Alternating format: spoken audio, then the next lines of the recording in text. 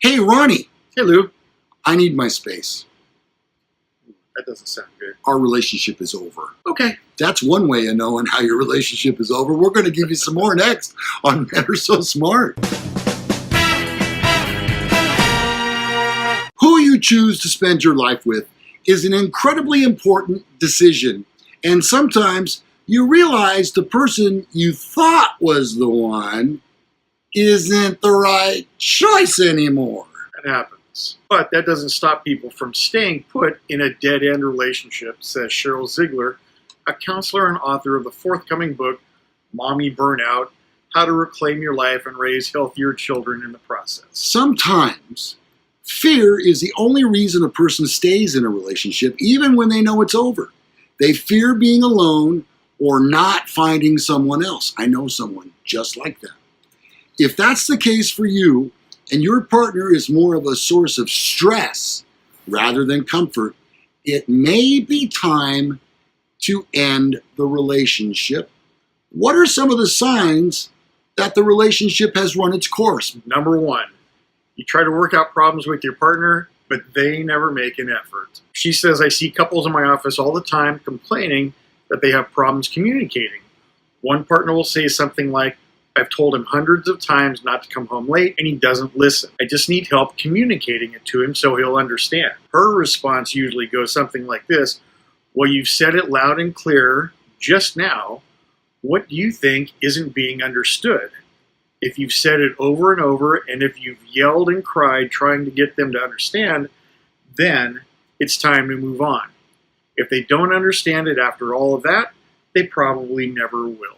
Yeah, okay, so there is an obvious red flag. You might want to keep score at home.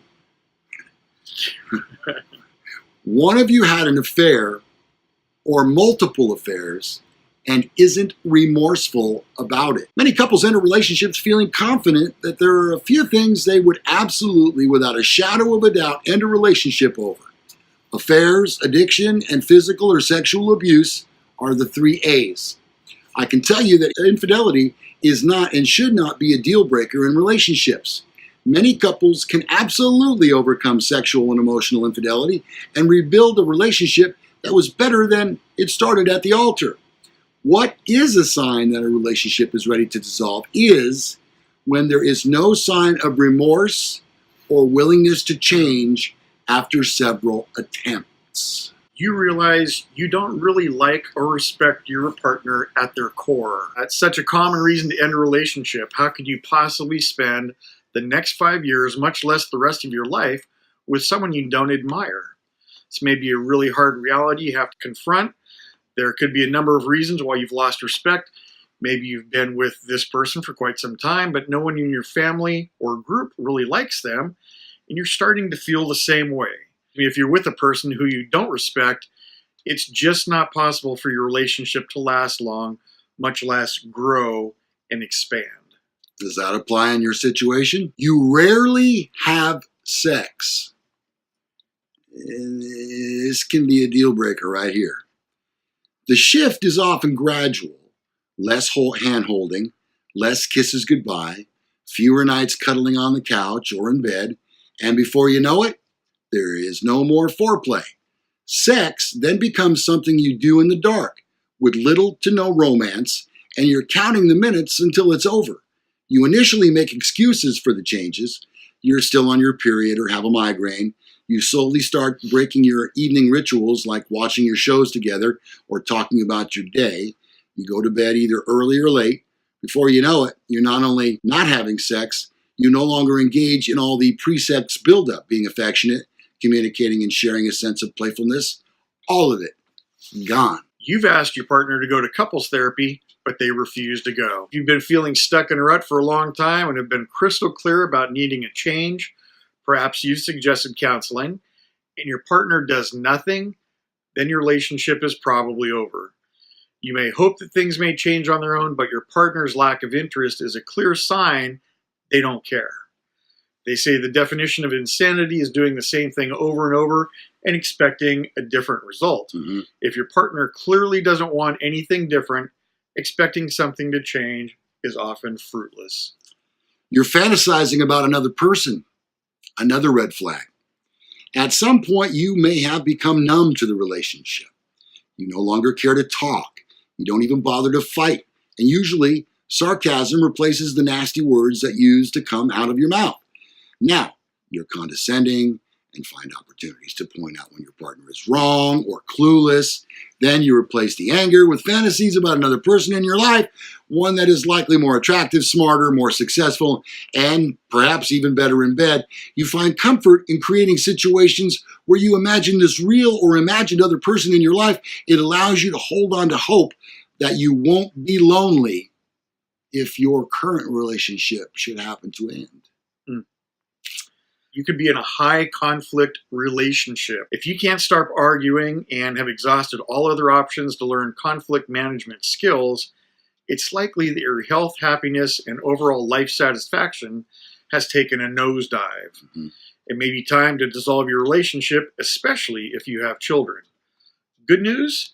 Research indicates that those in high conflict marriages tend to increase their well-being post-divorce, especially for women. Wow, so there is light at the end of the proverbial tunnel. And finally, your big life goals no longer align.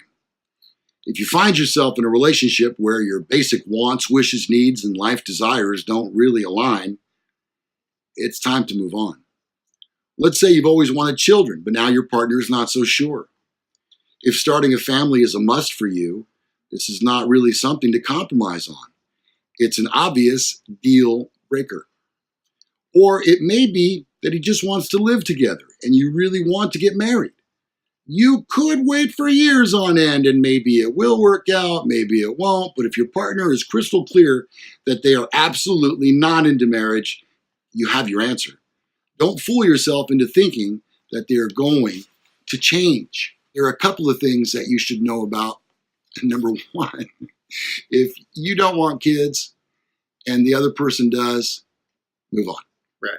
Number two, when you're not going down the same path, and you know what? Let's just use holding hands. If you're not holding hands anymore, going down that path, it's over. These are red flags. It's not to say that there's no way that the conflict couldn't be resolved, but it just seems to me that more people aren't trying as hard as they need to. Relationships are freaking hard. I've heard people say, oh, it's 50-50. No, it's really not. Both sides have to give 100%. Yeah, I couldn't agree more. You know, a lot of people, they always say, oh, you just got married. The first year is the hardest. No, it ain't. Mm-hmm. Every year is hard. Yeah. And I know there are some bright spots and not so bright spots, but it's hard and you've got to try and work on it. We live in an age of recycled relationships. That's not going to work out. Moving on.